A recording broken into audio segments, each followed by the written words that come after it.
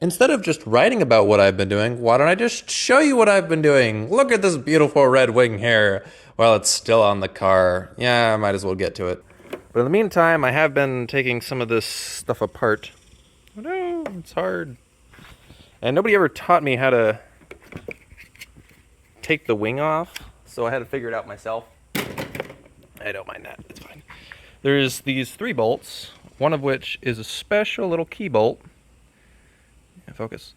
And it requires these beautiful little nuts, holes in them, Allen keys or whatnot. And then there's 4 10 millimeter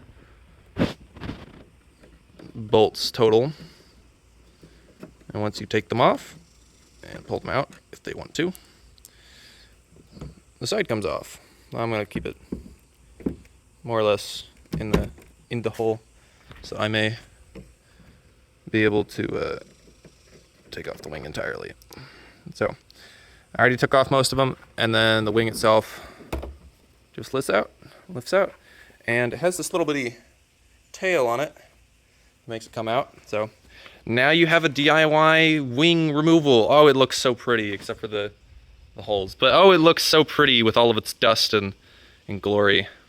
Saying what the current plan is and what it has gone to. Now that I have the wing removed, and it's a little dusty because when I first removed the wing, I cleaned it all and made it so that I removed all this underfront fascia, wiring and everything, and unbolted the trunk.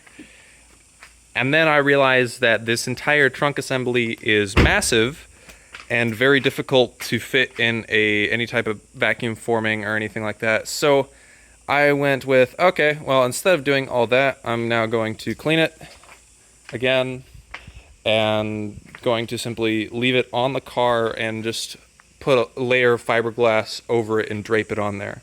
And the thing with my current fiberglassing is, oh, hey, I have a bucket here. Nice. Nope, that's some, oh wait, no, I'll need this peel ply for later. Anyway, yeah, what is this? Oh yeah, some hobby or automotive fiberglass. Oh yeah, what happened to my good stuff? Oh, I used it all, that's right. Oh, sandpaper, don't need that, don't need that. Oh, hey, yeah, so this is the kind of stuff that I'm actually gonna be needing, is very thin fiberglass mat. And this is the kind of stuff that I'll be layering over my trunk because it needs to be thin enough for it to actually maintain the curves and create the creases and fall in here. So that's what, after I find a good thin enough plastic sheet, or actually I could probably just use saran wrap. Yeah, I could probably just use saran wrap to wrap the trunk and then go from there. If anybody has any issues with that. Again, this is my first time officially fiberglassing something this big. I don't need that. Or these guys. This is my old fiberglass mat that I was planning on using, but you may notice by the look of it, this is actually very thick mat. And when you drape it over something, oh, actually, I should probably not get it dirty. When you drape it over something that has complex curves, it doesn't actually like to lay form, and I'll show some pictures of that. Also, using thick plastic doesn't also like to lay form. Don't mind the Home Depot-ness of the bucket. But yes, that's the current plan, is I'm trying to lay up a flat piece. And I haven't gotten to it, just like a lot of the things in this project.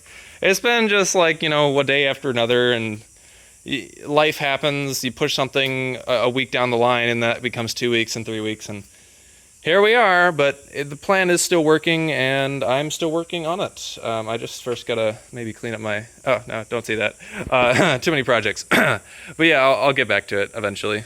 As I was saying earlier, the current fiberglass mat's a little bit too thick to be laid onto the trunk with it conforming to the trunk itself, especially when there's a plastic coating covering it. When I do kind of smush it into the crevices and everything and try to make it fit, it kind of lays flat, but I'm a little worried about it because of the trunk's complexity and the curvature and fitting in the creases and all that. But the wing is off the car, so that is progress. One of the things they don't tell you when you have a removed wing on the hood, just how fast it opens up. There's so much more spring tension on here because it's so much lighter. So it doesn't want to close.